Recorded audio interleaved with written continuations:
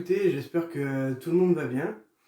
Voilà, malgré le fait qu'on soit un peu seul à la maison, et voilà, l'avantage maintenant avec toutes ces nouvelles technologies, c'est qu'on peut quand même être ensemble. Donc ça tombe bien parce que c'est mon thème finalement. Aujourd'hui, je vais aborder une certaine face de la solitude. Donc je vais déjà vous raconter une petite anecdote en fait qui m'est arrivée pour vous faire comprendre un peu là où j'aimerais en venir. Donc c'était à la période où j'ai passé mon bac. Voilà, j'avais bien appris pendant toute la période scolaire et j'allais passer l'épreuve d'électricité en fait en pratique. Voilà, donc je me présente à l'épreuve, je tire un sujet et je tombe sur de l'automatisme. Donc voilà, je commence à réfléchir, j'ai planché 4 heures sur le sujet pour mettre en place après ce qu'on m'a demandé. Et là, au moment où l'examinateur arrive pour qu'on fasse les tests ensemble, hop, il commence à mettre en marche l'installation et ça fonctionne pas. Donc j'ai vécu là un grand moment de solitude. Voilà, je savais plus quoi faire. J'ai vu toutes mes années un peu de lycée, de lycée défiler à me dire tu vas peut-être louper ton bac à cause de cette épreuve-là alors que normalement tu réussis bien quoi. Donc voilà, et là, pendant ce temps, ça a duré peut-être 30 secondes, ça m'a paru interminable. Il y avait plein de personnes autour de moi, mais je me suis senti seul, j'étais vidé. Je me suis dit, c'est pas possible, je vais pas quand même me louper comme ça bêtement. Et après, je me suis ressaisi, voilà, j'ai fait une prière dans mon cœur à dire, Seigneur, aide-moi. Donc au final, voilà, j'ai pu sauver à peu près les meubles pour cette épreuve-là. Voilà, j'ai eu mon bac, bien entendu. Et je vous pose cette question ce matin. Est-ce que vous avez déjà vécu en fait une situation comme celle-ci? En fait, où vous retrouvez tout seul, vous savez pas quoi faire en fait. Vous comprenez pas pourquoi ça se passe comme ça. Voilà, je vais vous montrer une petite photo. Voilà, donc là, qu'est-ce que vous voyez? Donc en effet, on voit un petit poisson qui nage au milieu de beaucoup de poissons. Et qu'est-ce qu'on peut voir de différent? Et en fait, la différence qu'il y a sur cette photo, c'est que le seul petit poisson, en fait, il nage à l'envers de tous les autres poissons. En fait, il est en train de nager à contre-courant. Et en fait, ce que j'avais envie de partager avec vous ce matin, c'est ce sentiment, en fait. Ce sentiment, des fois, de se sentir seul et de nager à contre-courant. Voilà. Et plus précisément, à partir du moment où on a donné son cœur au Seigneur, son cœur à Jésus. On a l'impression des fois de nager à contre-courant, d'être tout seul, alors qu'on est entouré. Hein. On est entouré par ses camarades de classe, des fois les camarades du travail, notre famille, nos amis.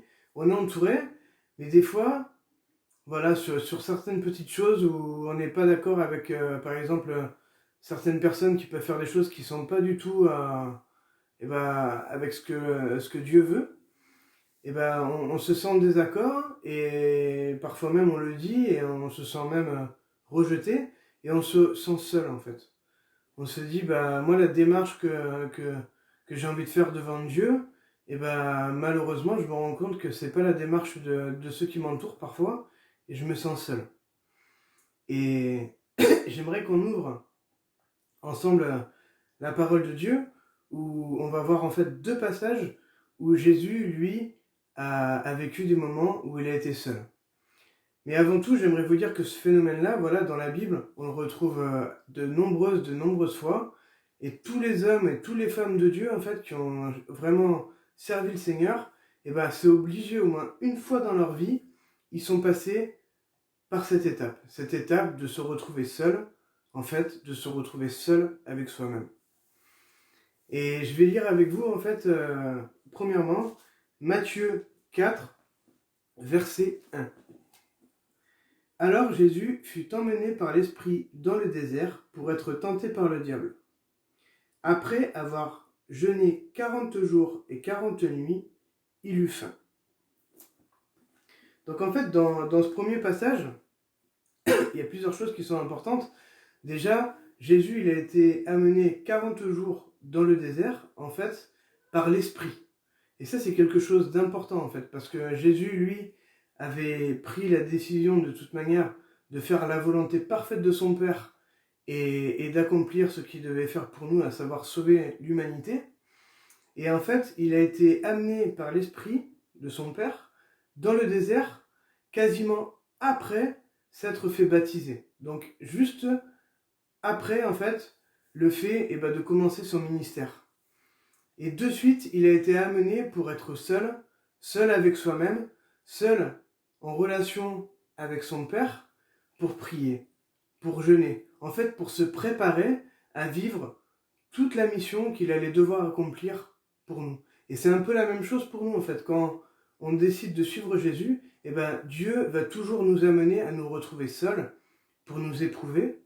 Voilà, pour que nous, on éprouve aussi notre foi, à savoir est-ce que j'ai fait le bon choix de suivre Jésus, est-ce que je ne me trompe pas, parce que c'est une décision qui doit être super importante en fait. Et en fait, on est amené à réfléchir. Donc Jésus, lui, pendant 40 jours, il a prié, il a jeûné pour savoir vraiment quelle était la volonté de son Père pour lui. Et après seulement, il a été tenté par le diable. Mais c'est pas sur cette deuxième partie que je veux vous parler ce matin, c'est vraiment le fait que Jésus soit tout seul en fait pour vraiment être armé par Dieu. Être armé par Dieu.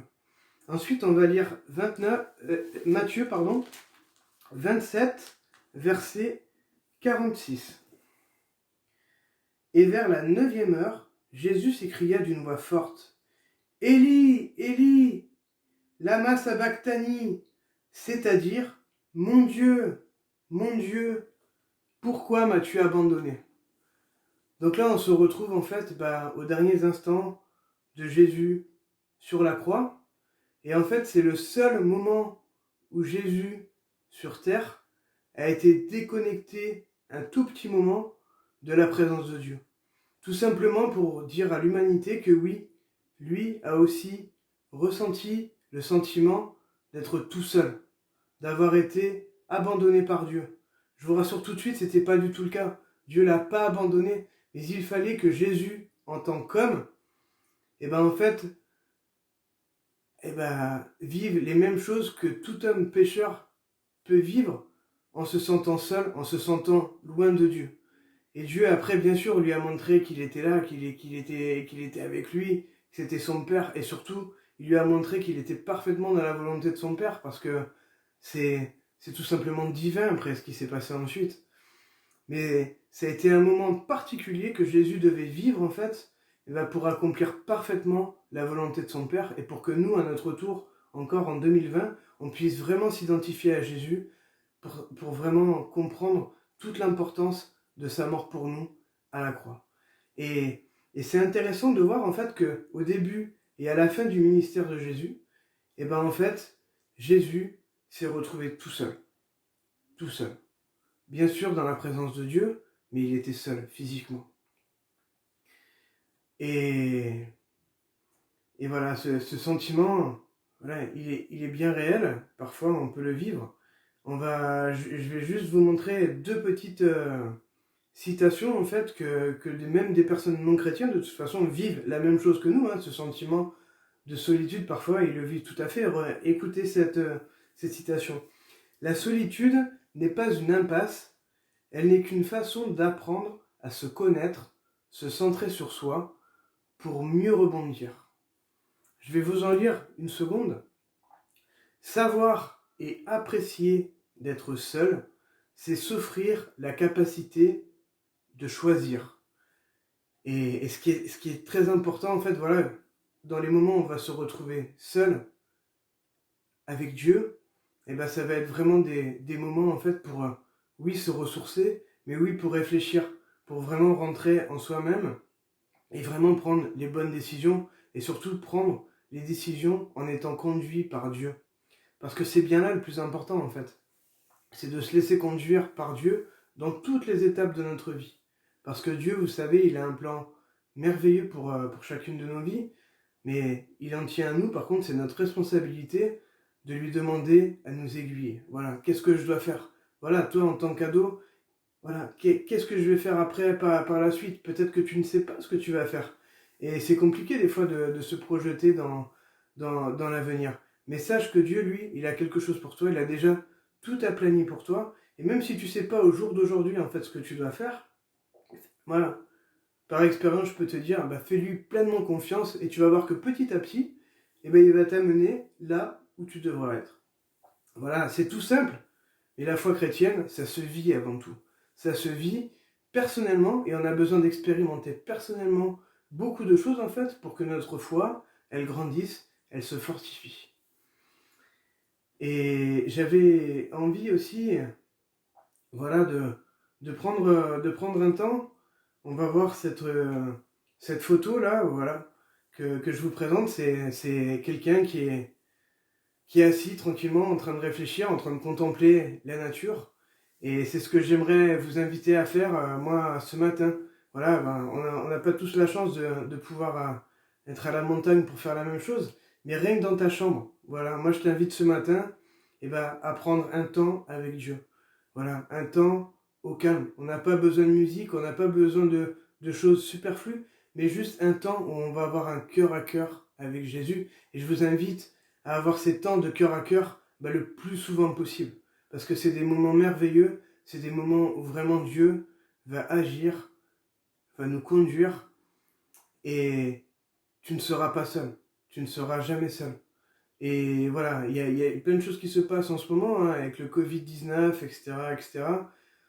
Voilà, on va pas être là ce matin pour se dire, est-ce que ce qui se passe, c'est pour comprendre exactement ce qui va se passer dans la fin des temps? Moi, je vais pas débattre pour ça ce matin. Une chose est sûre, c'est que chaque jour qui passe nous rapproche toujours plus du retour de Jésus, ça c'est sûr. Par contre, la chose qu'il faut qu'on soit, en fait, sincère avec soi-même, et surtout qu'on ait cette conviction profonde dans le cœur, c'est est-ce que je suis sauvé? Parce que c'est bien là le plus important. Parce que ce qui compte le plus, c'est de savoir qu'on va passer toute notre éternité avec Dieu. Et là, ce sera des moments magnifiques, et ce sera des moments où là, par contre, la solitude, elle n'existera plus, parce qu'on sera tout le temps avec Dieu. Et moi, je vous invite vraiment à faire cette démarche ce matin, voilà, un cœur à cœur avec Dieu, et il sera toujours là pour vous, il sera toujours dans toutes les étapes de votre vie, il va vous accompagner, et il va vous montrer pleinement qu'il est là pour vous, qu'il vous aime. Voilà. Allez, je vous dis bye bye les ados, je vous dis à bientôt, on vous embrasse, tous les monos prient pour vous, vraiment, on vous aime, et je vous dis à bientôt. Ciao ciao.